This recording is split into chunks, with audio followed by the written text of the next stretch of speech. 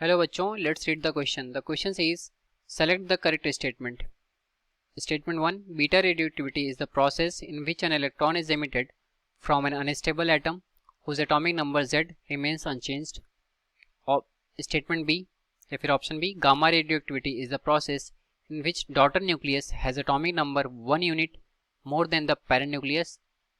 Option C, alpha radioactivity is the process in which an unstable atom emits helium atom. Option D, alpha emission is the process in which heavy atom emits electromagnetic radiation of very high frequency. So solve करेंगे इस problem को. यहाँ पर बोला कि हमें correct statement को choose करना है, तो नोट डाउन करते हैं पहले अपना की कॉन्सेप्ट. तो सॉल्व करेंगे इस प्रॉब्लम को, पहले नोट डाउन करेंगे हम अपना की concept.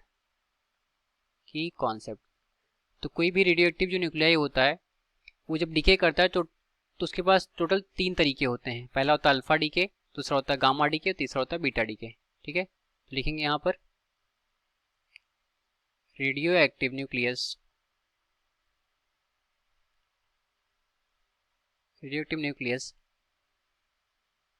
decays by three ways.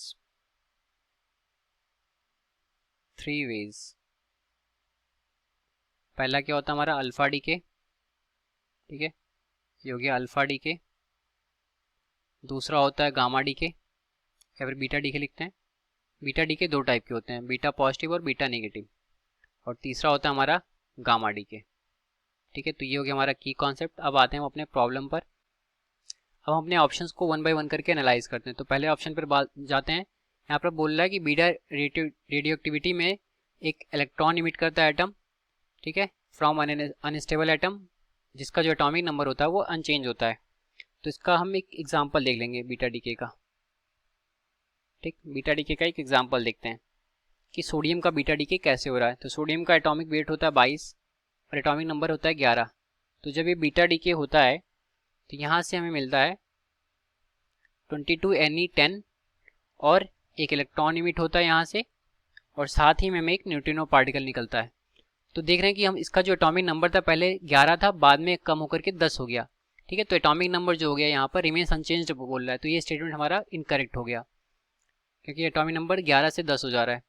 तो फिर दूसरे में बात हुई गामा रेडियोएक्टिविटी के बारे में कि एक ऐसा प्रोसेस है इसमें जो डॉटर न्यूक्लियस होता है उसका एटॉमिक नंबर 1 यूनिट ज़्यादा होता है देन द पेरेंट न्यूक्लियस. तो अब देखते हैं कि गामा डीके में क्या होता है.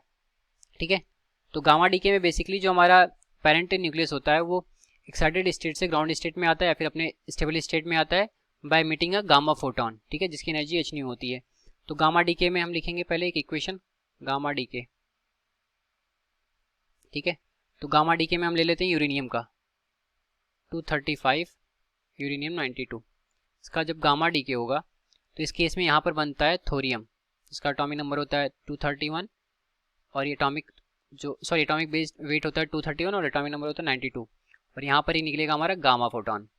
ठीक है, तो हम देख रहे हैं कि जिसका एटॉमिक नंबर है वो तो सेम है, जबकि यहाँ पर बात कर रहा है कि एटॉमिक नंबर ज़्यादा होता है डॉटर न्यूक्लियस का. तो ये सेम है, तो सेकंड स्टेटमेंट भी इनकरेक्ट हो गया. ऑप्शन सी को एनालाइज करते हैं हम, जिसमें अल्फा डीके के बारे में बात हो रहा है.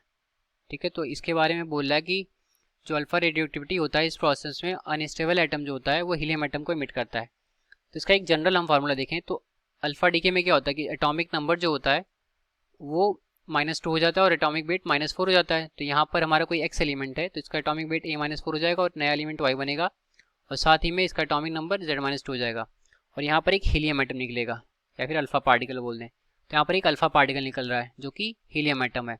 तो सेकंड जो हमारा सी स्टेटमेंट है वो करेक्ट हो गया. डी में बोला कि अल्फा एमिशन में एक ऐसा प्रोसेस जिसमें हैवी एटम जो होता है ये इलेक्ट्रोमैग्नेटिक रेडिएशन इमिट करता है और वेरी हाई फ्रीक्वेंसी.